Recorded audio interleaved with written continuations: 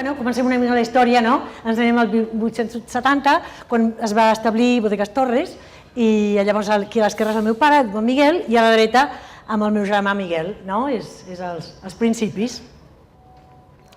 Llavors, aquí, mentre vivia a Espanya, vaig aconseguir la licenciatura en Altos Estudios Mercantiles, el qual era una carrera, però vaja, no era allò, però va ser el màxim que vaig aconseguir, perquè en aquella època realment les dones no estudiaven, perquè, bueno, els meus pares jo crec que volien el millor per la seva filla, que era el millor, que et casessis amb un tio que tingués molts diners, home, si està el negoci del vi encara millor, un conde marquès aniria bé.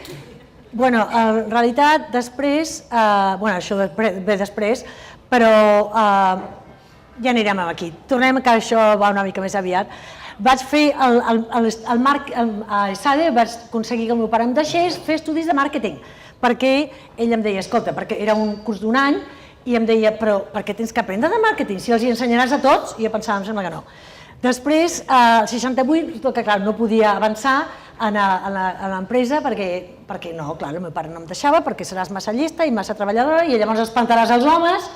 I llavors vaig pensar, bueno, escolta, aviam si trobo un puesto, i el vaig trobar, però el meu germà em diu, gràcies a mi et vaig quedar. Jo penso, home, desgraciadament, perquè gràcies a ell em va convèncer que em quedés a l'empresa. Em va dir, què bé, vols més diners? Ja et donarem més, vols més responsabilitat? Te la donarem.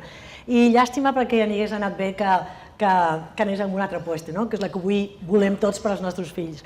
Llavors, al 75 va venir aquesta boda, que, com us deia, em vaig casar amb un tio que no tenia ni 5, que era un crític de vins i de restaurants, o sigui que no solament no estava al negoci de vins, sinó que era tot el contrari, perquè els criticava, i a més, bueno, conde i marquès de res, però a més estava, què són, 13.000 quilòmetres o alguna cosa així, bueno, la tira, no?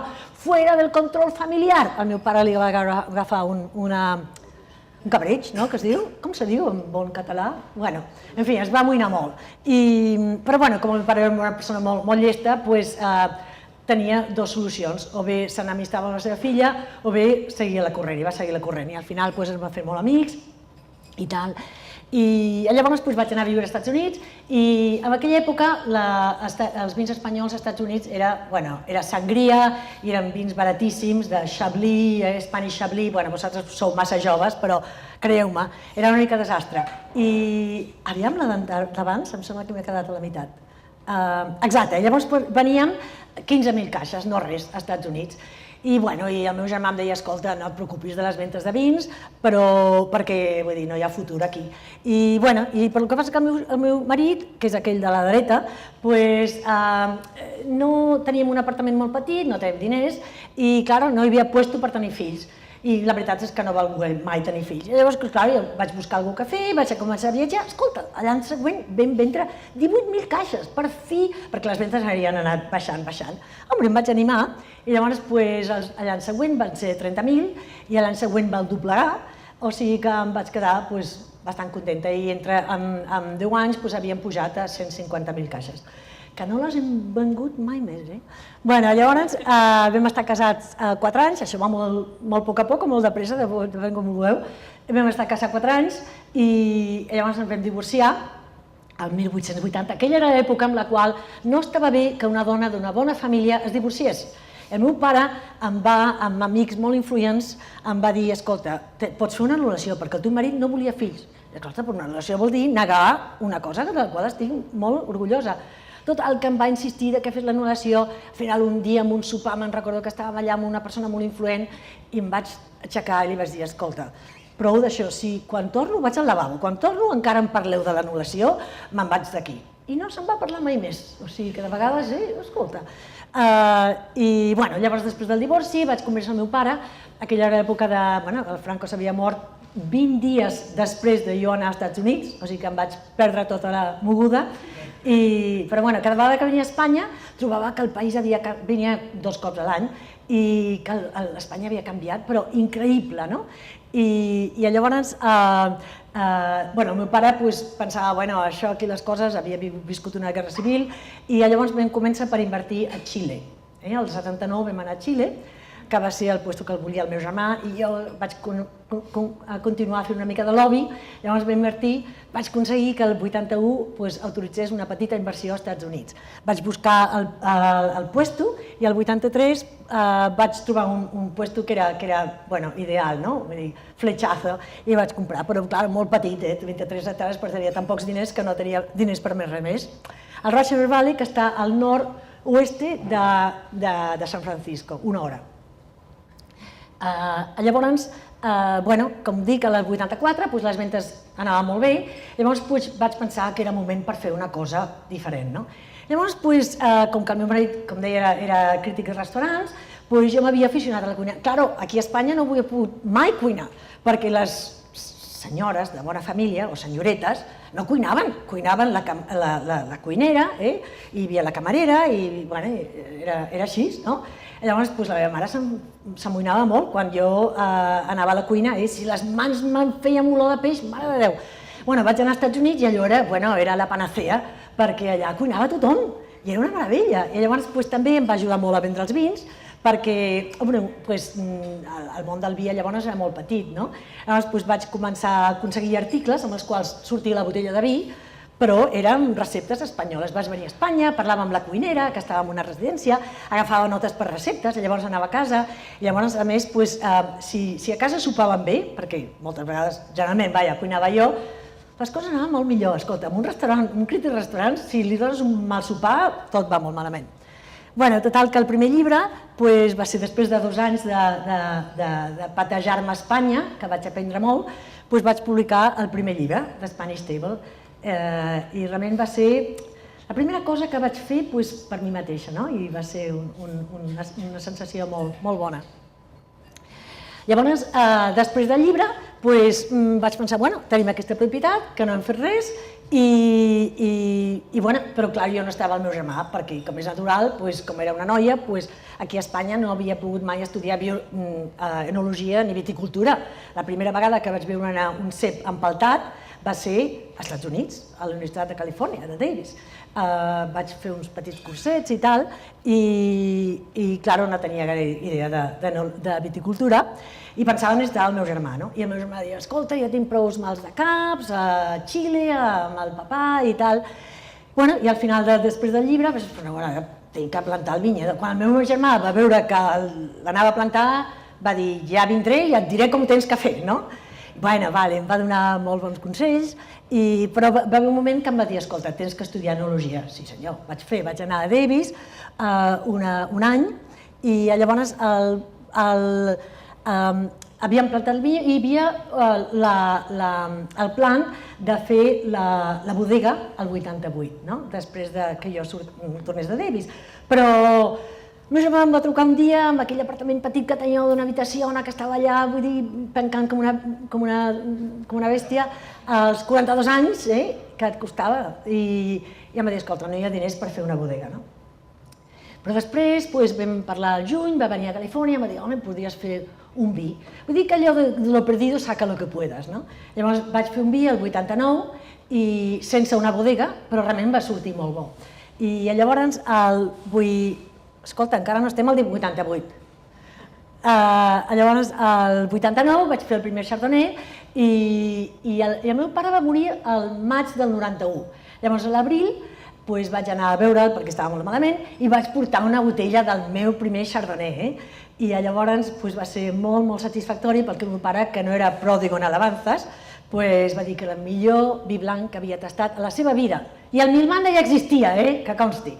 I llavors el més important és que la meva mare estava allà i li va dir, Margarita, hem de tenir una bodega a Califòrnia. Quan el meu pare va morir, vaig anar a la meva mare i li vaig tocar l'ombro. Escolta, mamà, te'n recordes, Perquè, clar, jo no tenia prou diners, però vaig posar tota la meva herència, no? I ella va aconseguir els meus germans perquè tots poséssim els diners necessaris per fer una petita bodega, molt petita. I llavors, què més? Clar, llavors el 88 va venir l'aconteixement important, va néixer la meva filla. Jo no estava casada, va ser una relació bastant curta, però escolta, em va tocar la loteria perquè tenia 42 anys. 42 anys! I estic embarassada. Ostres, això és l'oportunitat de la meva vida, no? Allò que quan l'oportunitat arriba tens que agafar-la perquè de vegades no tornava més, no? Llavors vaig tenir la meva filla i bueno, això falleció de Miguel, i llavors, clar, vam començar a construir la bodega a l'octubre. Llavors, el 92, vam fer l'elaboració del primer Pinot Noir. Bé, sí, va ser la primera collita, i el Pinot Noir, el 92, realment jo vaig pensar el Pinot Noir, que és una varietat tan difícil, tan exhilarant, però realment difícil de fer, tens que tenir molt de cuidado. Necessitava el control que et dona el tenir una pròpia bodega, o sigui que vaig esperar el 92. I a aquella època hi havia molt pocs bons Pinot Noirs, així que va ser realment un èxit. I llavors, el 92 també es va publicar, la primera edició va ser l'any de les Olimpiades de Barcelona, i jo m'havia promès que mai més faria un llibre perquè va ser molta feina. Però la meva gent em va trucar i em va dir «Home, això de les Olimpiades...» Però, bueno, receptes de casa tinc moltes i de restaurants catalans tenia que me'n sobraven, no?, del primer llibre. I llavors vaig fer el segon llibre, La cuina catalana o The Catalan Country Kitchen, que després es va publicar en castellà l'any 94. I realment la unitat del vi i del menjar ha sigut una cosa que l'he cultivada, però per natural, no? Penso que hi ha 5 punts de connexió, encara no estem al final, però ja els diré, amb els nostres vins, el nostre projecte de Califòrnia, i que són, primer de tot, per mi, és la família. O sigui, realment hi ha una unió de la família, amb la família Torres, amb la meva filla, amb la pròxima generació, molt important. I això es reflexa, si aneu a la bodega, que espero que aneu algun dia, es reflexa molt amb tota la nostra imatge. Segon, Espanya. O sigui, realment la connexió amb Espanya és bona. Tenim la bodega dissenyada a l'estil d'una masia catalana, tenim vins que tenen noms espanyols, Dobles Lías, La Masia, Mascavalls. Després, el menjar, o sigui, la unió o sigui, aquests són vins per menjar-hi, no? El Pinot Noir i el Chardonnay per mi són les varietats que es combinen millor amb la gastronomia. Quart, també que ara vindrà, vull dir la viticultura orgànica o biològica, no? Estem realment molt compromesos amb l'orgànica i la biodinàmica. I cinquena, que arribarà al final, els gossos, però d'això ja us en parlaré. Llavors vaig tenir l'ocasió de comprar la casa que està colindant amb el vinyedo, i llavors, des de llavors, avui dia, passo 90% del meu temps a la casa aquesta i 10% a la casa que tinc a Sausalito. I també un percentatge aquí a la casa d'Espanya. El 95 va venir el príncipe Felipe, que estava jove i guapo, i la meva filla li va fer uns cookies molt especials, que me'n recordo que els vam fer la nit abans, que ens vam passar hores i hores, però va valer la pena. I llavors el Pinot Noir que heu begut és del vinyedo Doña Margarita, que està, com deia abans, molt a prop de l'oceà i té un clima i un sol, un terra ideal per al Pinot Noir. Però, per l'altra banda, és molt difícil. És un vinyedo que realment és molt exigent, però és que el Pinot Noir, vull dir, és la varietat més exigent, però llavors, quan l'encertes, és que et dona una satisfacció tremenda, perquè pot ser suau, no sé si ho heu trobat, no?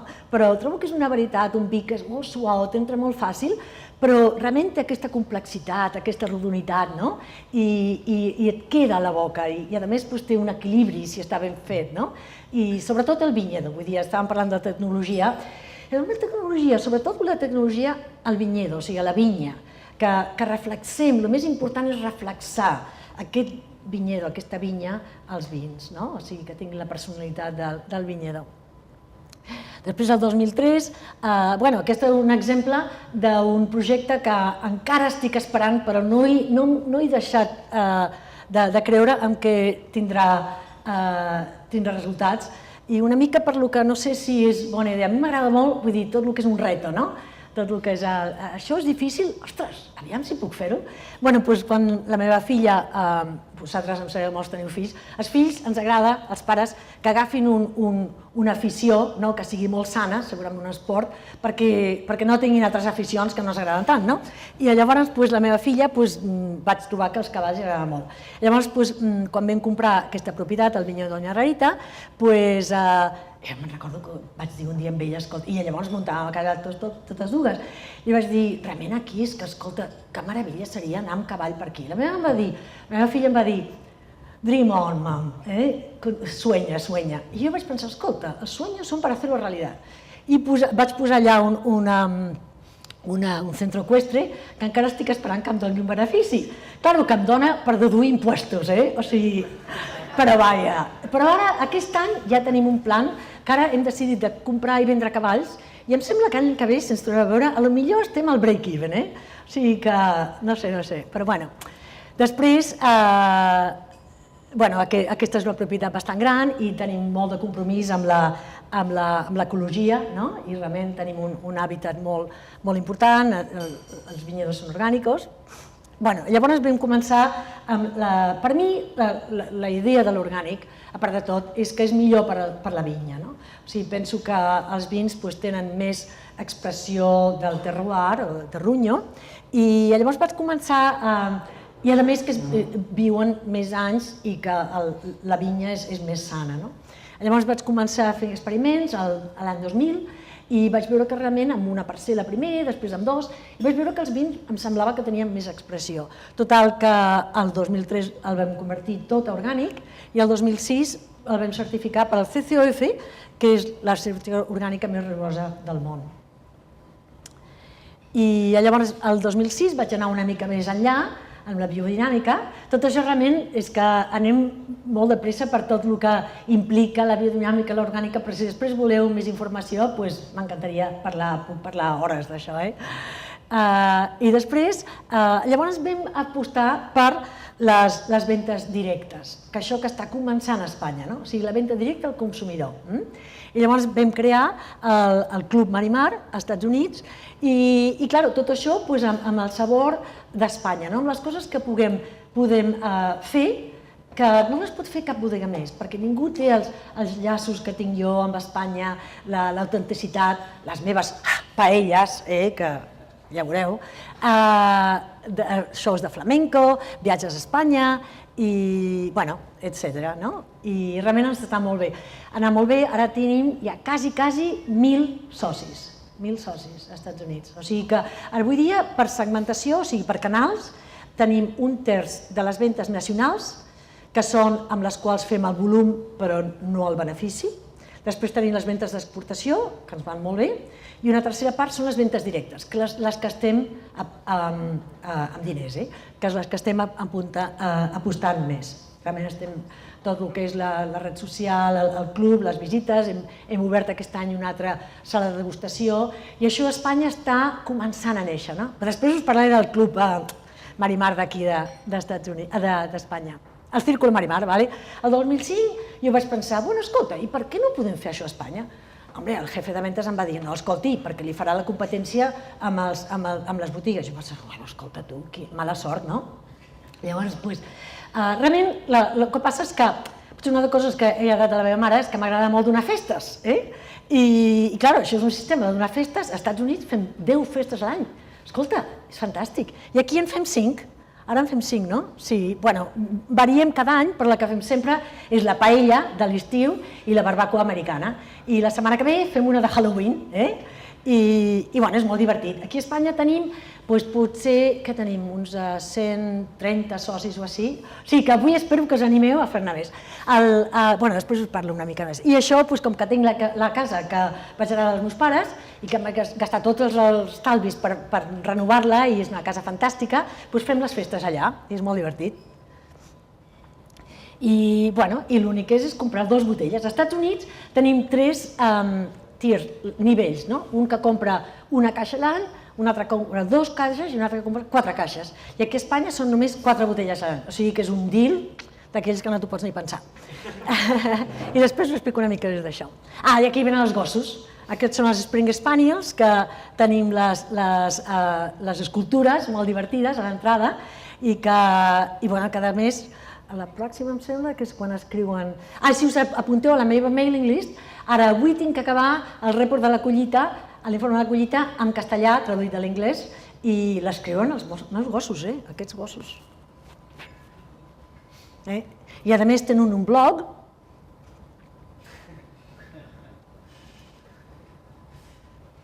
Bueno, jo faig un blog, però el pròxim també...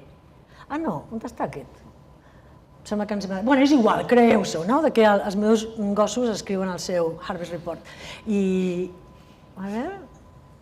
Bueno, clar, i vaig tenir que anar... Això és el més important, vaig tenir que anar a Califòrnia perquè, clar, la família Torres ha sigut... Ara estem a la 5a generació de pare-fill. Bueno, a Califòrnia serà de mare-filla, molt poques dones aquí, veig que... I no riu ningú, ningú... Això als Estats Units tothom se'n riuria. I aquí estic esperant que... Doncs vale. Doncs ara, si voleu, si teniu 3 minuts més, us explico de què va el Círculo. Vale, doncs és un club d'amics al vi, i llavors rebeu primer... Però són 2 botelles que es reben no solament amb preus molt especials, sinó que són vins seleccionats que no estan al mercat. Per exemple, tindreu el primer Alvarinho, i això que diem de la paciència, a l'Alvarinho vaig començar a emportar-me les empals d'aquí el 2004 i la primera anyada ha sigut el 2010. O sigui que amb això de la viticultura tens que tenir una paciència tremenda. I llavors hi ha una sèrie d'avantatges que ara us els explicarem. Primer de tot, 5 cenas anuales, endavant. Endavant. Primer de tot, al moment d'apuntar-se, un llibre de la cuina catalana o d'Spanish Teo. Després, a la Vinoteca de Barcelona, que no sé si ho ha estat, però si no us aconsello que hi aneu, una copa de Chardonnay de Pinot Noir. Després una visita VIP a Bodegas Torres. Després un descompte amb cursos de cata, si us interessa aprendre més de vi. Després, si voleu fer una festa impressionant, podeu fer a les nostres propietats d'aquí. Després, degustacions VIP, naturalment, i tapes a Califòrnia. Després, vins amb exclusiva. I 5 sopars o dinars cada any. Fem la barbacoa amb tema americà, el Halloween amb tema americà, el concert de Nadal, al desembre. També fem blind dinners, que això és molt divertit, molt interessant. I fem maridatges i cates, sí, posem un antifàs i no veus res. A més, ara, això hem de posar al dia, que també fem una paella al juny. Búsquedes de huevos de Pasqua, Columbus Day. A veure, i aquest és el boletín, aquí està, el butlletí que fan els meus gossos. I la meva filla de quan en quan, però ara està treballant a Londres i no té temps.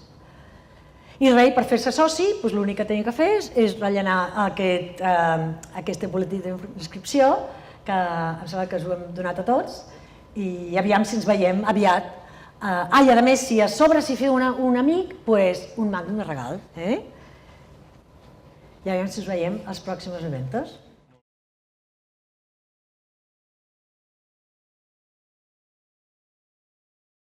Doncs mira, increïble, increïble. Però per altra banda també veig tan increïble el que ha passat als Estats Units entre els republicans de la dreta i els demòcrates d'Obama, que és que la política avui dia sembla tan increïble, no?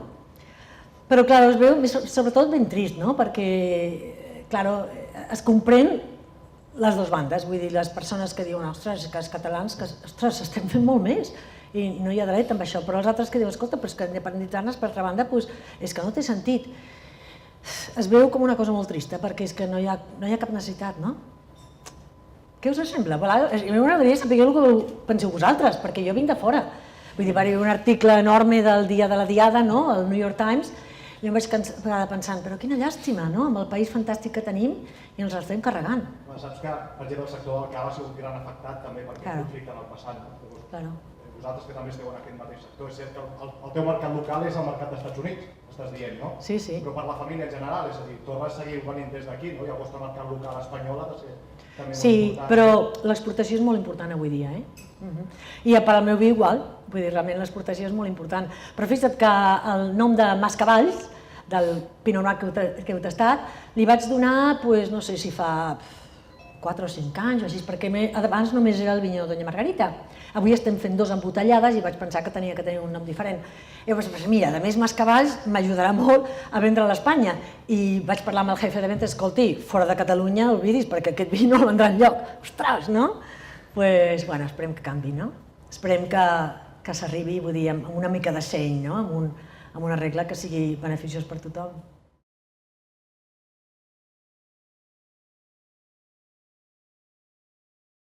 Mi opinión personal, los retos de gestión están más bien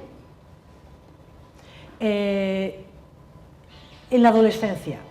O sea, para mí lo que más admiro de Estados Unidos es el hecho de que a los 18 años los niños no solamente se van al college y ya no viven, la mayoría de veces ya no viven en casa más, sino que además los padres les animan para que tengan su propia independencia. Entonces está creado un país en el cual el ser emprendedor es lo normal, lo normal. Aquí no es lo normal, porque aquí, bueno, es que prácticamente todas mis amigas, digo, oye, ¿y a tu hijo, tu hija? No, déjala que se vaya por ahí. Uy, no, que en casa, y es que esto me lo dijo una persona que tiene un negocio fantástico, que es un tío sensacional, me dijo, mira, el meu fill no estarà mai enlloc com en casa. Dic, hombre, aquest és el problema, ¿no? O sigui, encuentro que si les diéramos una patadita a los hijos para que espabilaran, a partir de los 18, 19, 20, 21, ¿no?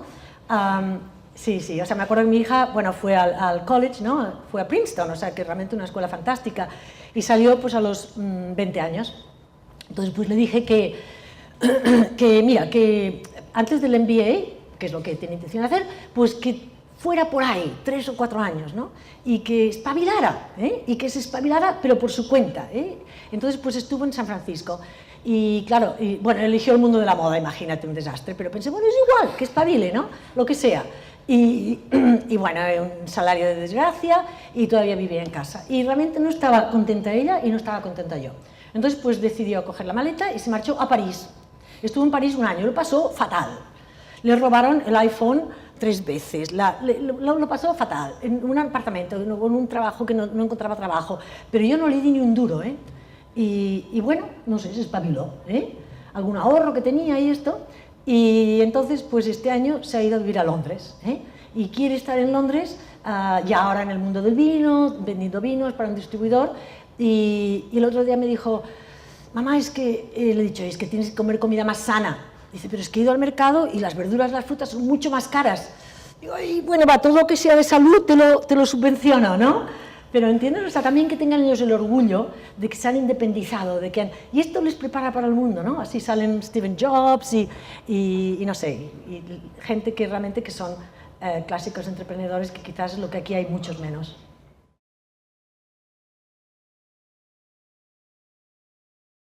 Home, jo ho veig claríssim, vull dir, el vi amb moderació. O sigui, avui dia tothom sap que ni molt ni poc, no? O sigui, un parell de copes al dia, sobretot amb els dinars o amb el sopar, doncs és sa. El vi negre té més fenoles, o sigui, que són elements antioxidantes, com el resveratrol, no? Que és més sa que el blanc. Però bueno, el resveratrol també el tenen el raïm, no? Però trobo que a més el vi té uns altres avantatges socials que mentre sigui en moderació, hombre, és uno de los pocos placeres que nos dio Dios que no es un pecado. Oye, bueno, això em sembla que ho deia amb el Franco, avui dia no es pot dir això, no? Una mica passat de moda, però, vaya, sí, realmente se sabe que es más sano que muchas otras bebidas, ¿no? Sobre todo la Coca-Cola, por Dios.